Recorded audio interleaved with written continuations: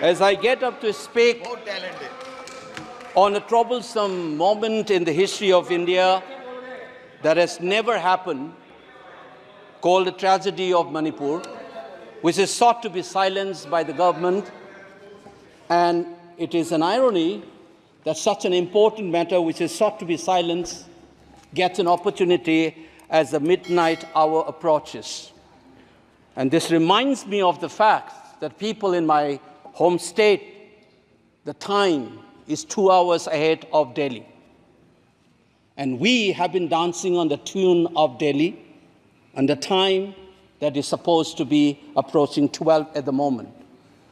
People like Janu Barua and others have demanded for years that Northeast should have a separate time zone. Only then you will be able to live with dignity and a sense of well-being.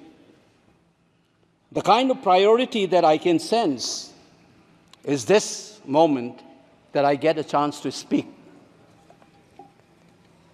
Mr. Speaker, sir, I'm just trying to, Mr. Chairman, I'm drawing your attention to the absence of Manipur in the President's address.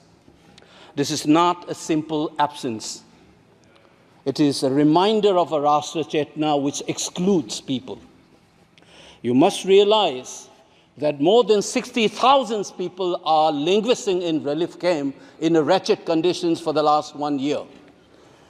If anybody is read partition of this subcontinent, which I have done, I was associated with a research project. We have interviewed more than 1,500 survivors of partition of 1947, and you are witnessing the same thing. People are living in wretched conditions that I cannot even mention here. 60,000 people homeless is not a joke. 200 plus people died.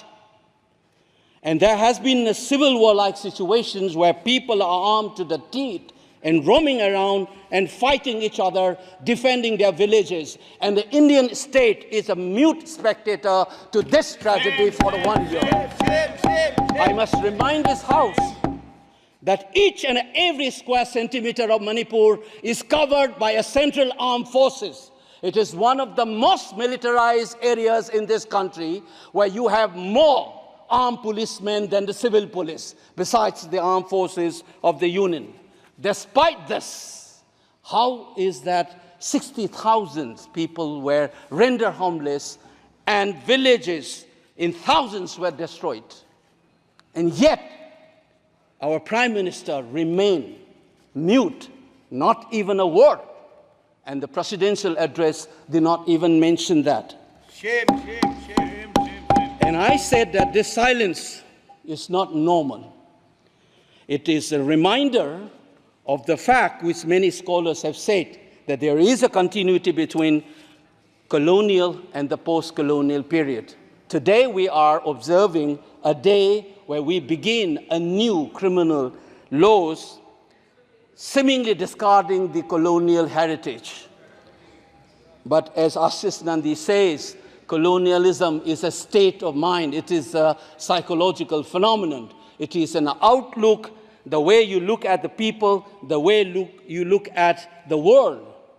And the fact that this continuity is shown by neglecting the tragedy of a state, which is the 19th state of the Union.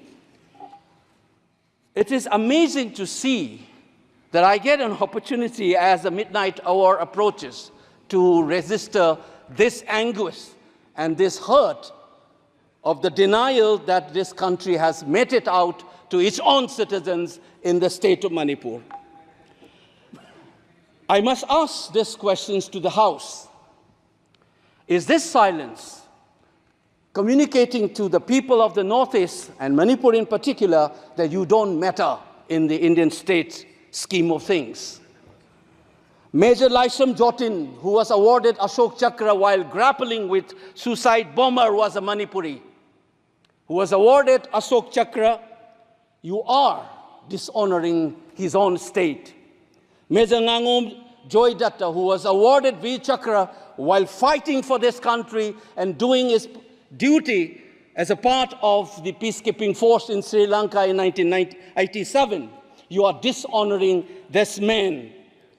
You are dishonoring the likes of the youths who hold the tricolor in international platforms. The likes of Mary Kom, Sarita Kunjarani, and Mirabai Chanu. You are saying that you don't matter in this country. Your state doesn't matter in this country. You are also saying that the likes of Ratan Tiam, the icon of the culture of this country, Harivam Sham Sarma, don't matter in this country. If you have an iota of concern for this state, there would not have been a silence. There would not have been a silence in this house, nor in the presidential address. This must be registered. Please raise your point of order. If you wanted to doubt the nationality and the nationalism of the people of that state, you must realize that these people have fought for the country. These people have brought Lural to this country. Please remember this. And that is what the silence means. 1 second. And I am telling you this. Mary Kom को हमने member of parliament बनाया, Bharatiya Janata party ने member of parliament बनाया। हमने कैसे नहीं इज्जत दी मणिपुर को स्पोर्ट्स यूनिवर्सिटी दिया। और आपसा जो है, मैं एक ऐसा आदमी हूं कि मेरे मामा को मणिपुर में गोली लगी, वो सीआरपीएफ के डीआईजी थे, इनको शहीद नहीं पता है।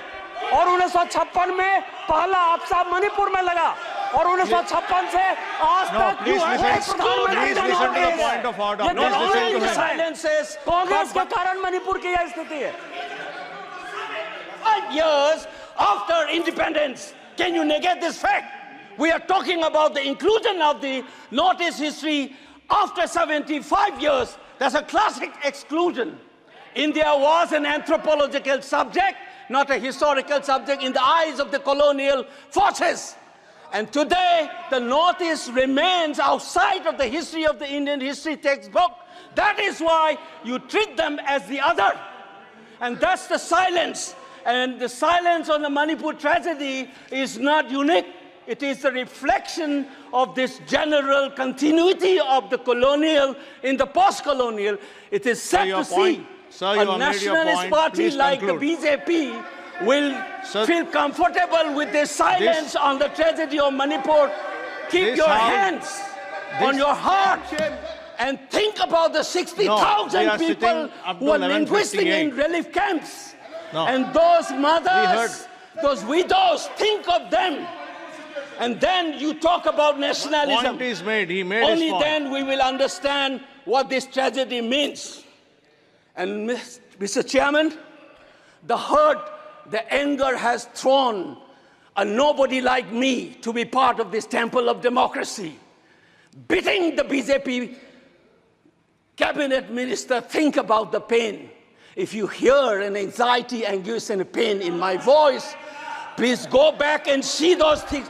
60,000 people linguisting in the relief camp. Don't talk about partition remembrance till you bring that. I would keep quiet the moment the Prime Minister opened his mouth and a nationalist party says that Manipur is part of India and we care for the people of that state.